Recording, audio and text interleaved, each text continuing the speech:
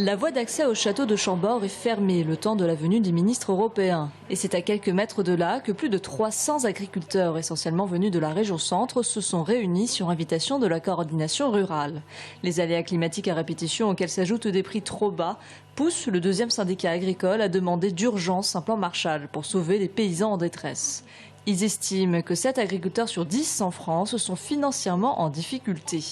Dans le département d'Indre-et-Loire, le nombre de producteurs de lait a été divisé par 2 en l'espace de 5 ans.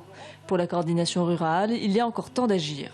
C'est en organisant le marché, en remettant de la régulation et en refaisant une vraie PAC, mais moi j'appelle ça une politique alimentaire commune, parce que je rappelle que nous n'avons plus à l'Europe l'autosuffisance alimentaire. Donc l'alimentation pour les agriculteurs, c'est-à-dire leur travail, on peut le payer.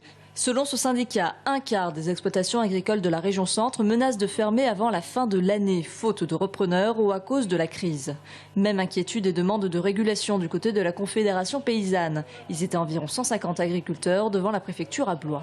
Eh bien, il faut passer du libéralisme à une forme de modèle agricole qui favorise l'emploi, qui favorise la défense de l'environnement, qui favorise la qualité des produits.